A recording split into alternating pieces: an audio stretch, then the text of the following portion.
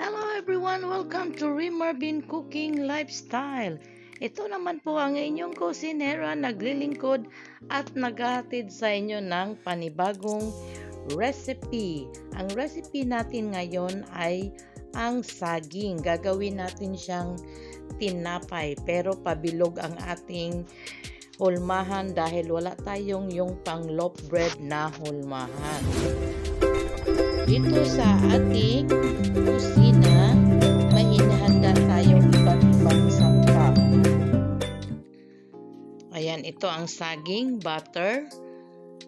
Una natin, nilagyan natin ng oil at saka flour ang ating gagamiting tray or baking pan. At ito ang saging natin, 4 na piraso. Atin muna siyang ismash or durugin. Ayan, dahil naghahanap na naman tayo ng ating kakainin o pangmeryenda ng ating mga kasama. Kaya itong hinog na saging ay ating gagamitin. Again, sa hindi pa nakasubscribe sa ating channel, just click the subscribe button and notification bell para ma-notify kayo sa ating newly uploaded video. Dito sa ating bowl, nilagay na natin ang ating flour, sugar at saka ang ating baking powder. Yan, i-mix-mix lang natin. Then, maglagay tayo ng oil. Lagay natin ang itlog. Then, atin lang siyang iwis hanggang well combine ang ating wet at saka ang ating dry ingredients. Kumusta saan mang sulok ng mundo mga ka-OFW? Naway ligtas tayong lahat at huwag kalimutang magdasal sa ating puong may kapal. Ayan, continue lang ang ating paghalo. Medyo mabigat ang ating recipe dahil dry ito, tinapay. Hindi natin iyan lalagyan ng tubig. Ayan, mag-gloves na lang tayo. Ayan, tanggalin natin dyan at gagamit na lang tayo ng gloves para ating imasa-masa ang ating flour with the egg and the butter. Tsaka yung oil.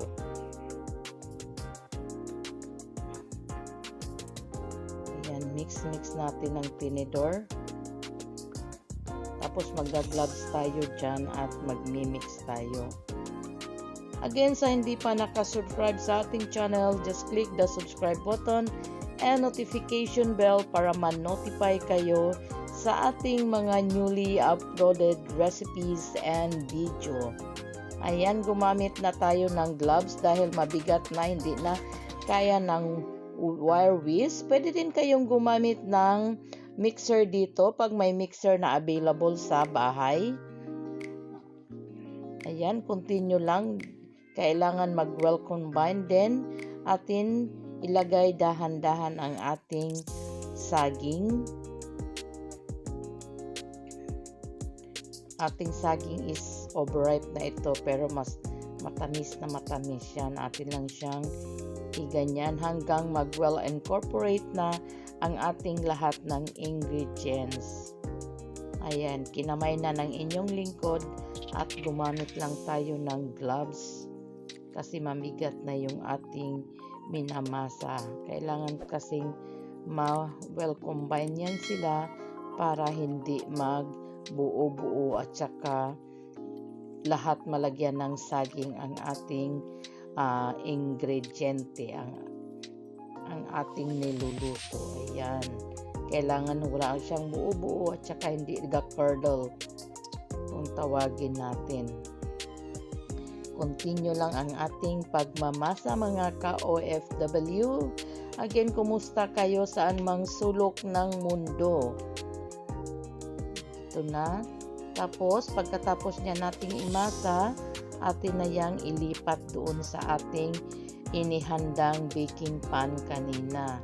Tapos, atin lang yan siyang iluluto sa oven ng mga 35 minutes.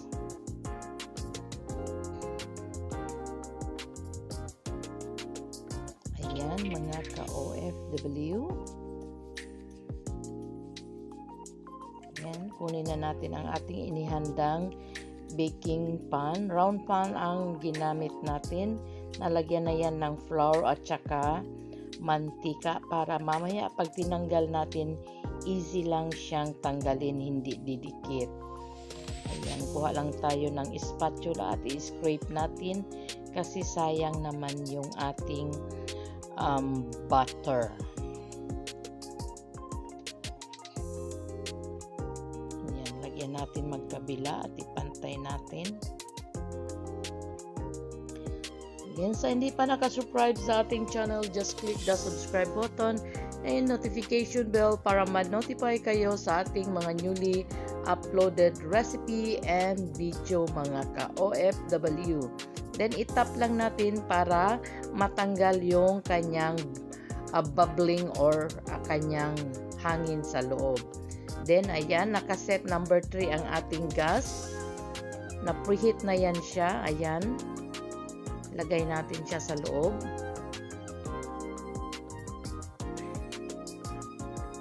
Tapos, pag naglagay tayo ng ating sa loob, wag natin yan siyang buksan hanggang 15 minutes bago tayo mag-toothpick taste. Kasi pag palagi tayong magbukas is mag-submerge yung ating niluluto. Ayan, after 35 minutes, ito na ang ating round bread or banana bread. Ayan, i-ano natin. O, di ba? Perfect na perfect. Ang dali natin siyang tanggalin dahil nilagyan natin siya ng flour and oil ang ating baking pan. Lagyan natin ng paper. Ayan. Then, ibaliktad natin. Ayan, tignan nyo. Ang sarap-sarap. Ang sarap nito pang kape at saka pang almusal. Perfect na perfect ang ating banana bread. Sana'y nagustuhan nyo ang ating niluto sa araw na ito. Maraming salamat hanggang sa ulitin. Ayan, tignan nyo ang ating banana bread. Thanks for watching.